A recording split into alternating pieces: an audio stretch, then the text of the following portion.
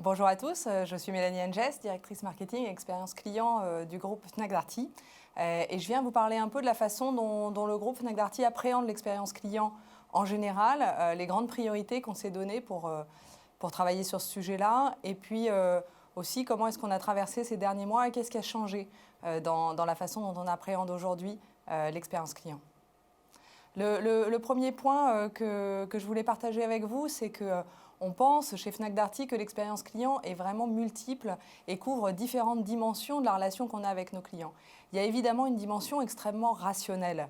Une expérience client, c'est avant tout un acte d'achat ou de service qui se déroule selon un processus et qui se passe plus ou moins bien. Donc il y a quelque chose de très concret, de très pratique, de très rationnel. Mais cette expérience client, elle est aussi extrêmement émotionnelle. Tout dépend évidemment, on a mis là sur le slide des photos de nos vendeurs Fnac et Darty, tout dépend de la relation que vous allez avoir avec l'enseigne ou avec la marque avec laquelle vous allez interagir. Et ça, c'est quelque chose de très personnel et de très émotionnel, effectivement. Le dernier point qui est important pour nous, c'est que cette expérience client, elle est extrêmement relative. En fait, ce que vous considérez comme consommateur une bonne ou une mauvaise expérience client, elle dépend de ce que vous avez pu vivre chez un concurrent, mais aussi dans d'autres types de secteurs. Ça nous a amené à une nouvelle réflexion et à se dire que finalement, l'expérience client, elle a beaucoup changé ces dernières années, on va dire ces 10-15 dernières années, sous l'impulsion du développement de nouveaux acteurs, de nouveaux modèles. Des développements d'acteurs d'écosystèmes qui vous permettent d'avoir une expérience client extrêmement fluide sur tous les points de contact que vous avez avec eux. Je pense que Apple est un extrêmement bon exemple de ça. Des acteurs qui ont fait de l'expérience client le cœur de leur modèle et de leur différenciation. Je pense que si on se parle d'Uber, ça va parler à tout le monde. Ils ont fait de l'expérience client du transport quelque chose d'extrêmement différent. Et puis l'expérience client a été aussi développée par beaucoup d'acteurs comme un marqueur de leur identité, de leur marque. On pense bien sûr à Nespresso ou à Disneyland qui a fait de l'expérience client vraiment le cœur de sa promesse. Donc tout ça, ça a augmenté très fortement les standards de nos clients et ça nous oblige, toutes les marques, mais en particulier les retailers, à être extrêmement attentifs et exigeants à ce sujet. Un point aussi qui nous paraît important, c'est que l'expérience client, qui a longtemps été considérée comme quelque chose d'un peu à côté du business, en fait, est complètement cœur parce qu'elle est source de profit pour les entreprises. Quelques chiffres, là, je vais aller rapidement, mais l'expérience client, c'est pour 50% des clients la raison numéro 1 de choisir une enseigne. C'est aussi, et on l'a vu chez nous, chez Fnac, sur des cohortes de clients, une bonne façon d'augmenter le chiffre d'affaires et la propension à l'achat de clients. Quand on rappelle des clients mécontents, on a constaté une augmentation de leur chiffre d'affaires qui est importante. Le point aussi qui est important et qui est important pour des enseignes comme les nôtres, c'est que l'expérience client permet d'avoir un premium prix. Il y a 73% des clients qui sont prêts à payer un petit peu plus pour avoir une bonne expérience client. Et enfin, l'expérience client est facteur de recommandation, ça paraît assez évident, mais pour qu'elle soit facteur de recommandation, il faut qu'elle soit extrêmement bonne. La recommandation, elle est extrêmement forte quand on a des NPS qui sont de 9 ou 10. Dès que le NPS est un peu en dessous, la recommandation baisse. Donc c'est vraiment important d'avoir une expérience client qui soit à un très bon niveau pour avoir ce phénomène de bouche à oreille et de recommandation. Alors les retailers dans tout ça, et notamment les retailers comme nous, qui sont à la fois physiques et digitaux, on a des atouts dans cette course à l'expérience client. Le premier atout, c'est notre modèle multicanal qui se développe très très fortement ces dernières années et qui évidemment avec la crise sanitaire qu'on vient de vivre a été particulièrement puissant puisque ça nous a permis de passer d'un modèle de distributeur mixte avec à la fois des magasins et un site web à un modèle complètement de pure player. Le deuxième point qui est important, Voilà. C'est la force des marques, hein. Il y a eu des études pendant le confinement qui ont demandé aux Français quelles étaient les marques qui leur manquaient le plus. Et de façon assez intéressante pour nous, les marques, d'une part, Fnac était sur le podium de tête, mais surtout les marques qui ont été évoquées par les clients sont des enseignes de distribution. Donc il y a vraiment dans le schéma des distributeurs, dans les forces des distributeurs, cette importance de la marque et de la relation qu'on a avec les consommateurs français dont on fait partie au quotidien.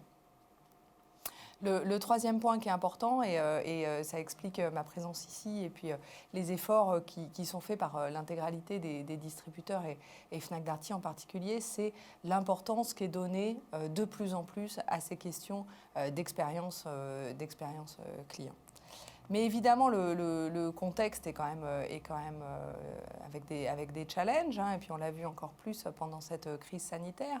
Le premier sujet, c'est que évidemment les standards de marché sont élevés, hein, et notamment quand on parle de distribution numérique et d'activité e-commerce, il y a un certain nombre de concurrents qui sont là, qui sont installés, qui ont des process extrêmement bien rodés. Donc on disait tout à l'heure que l'expérience client, c'est une question de rationnel, de process. C'est un sujet sur lequel on doit vraiment très très fortement travailler. Le deuxième sujet, c'est les performances relationnelles, hein. Quand vous allez dans une enseigne de distribution, c'est pour avoir une interaction avec un vendeur, un conseiller.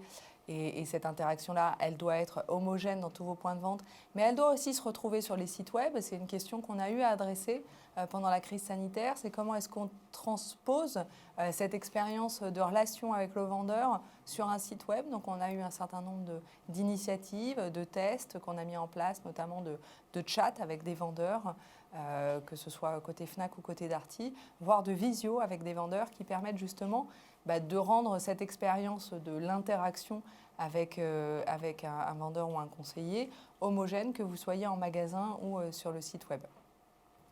Et puis le dernier point qui est important et qui est un sujet sur lequel on n'en finit pas de travailler, je dirais, c'est l'importance de la culture client et d'être vraiment toujours avec ce souci premier de se dire qu'est-ce que nous on peut apporter, comment est-ce qu'on peut simplifier la vie de nos clients, que ce soit en magasin ou sur nos sites web.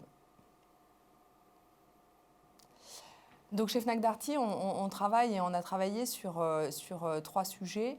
Le premier sujet, c'est de transformer et d'optimiser nos process.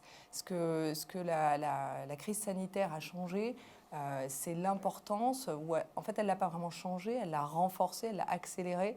C'est l'importance de travailler sur l'excellence de nos processus opérationnels et en particulier de nos processus e-commerce, qui est un sujet sur lequel on travaille beaucoup en ce moment. C'est comment est-ce qu'on apporte une expérience client sans couture, rapide, fluide, en magasin bien entendu, mais aussi sur nos sites fnac.com et darty.com. Le deuxième sujet sur lequel on a beaucoup travaillé, c'est comment est-ce qu'on transforme nos attitudes et nos comportements. On a beaucoup travaillé évidemment sur la relation avec les vendeurs, hein. On a lancé un programme qu'on a appelé Émotion Plus, qui visait à renforcer ce lien et cette dimension de conseil et d'aide au choix que nos vendeurs peuvent apporter à nos clients en magasin.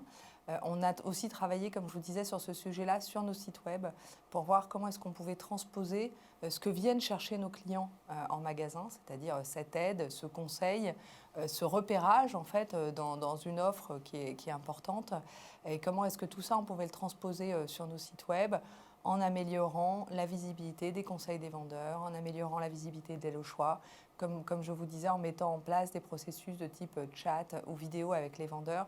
Donc il y a vraiment quelque chose là autour de comment est-ce que je renforce le lien avec les clients, y compris dans une période où nos magasins étaient fermés.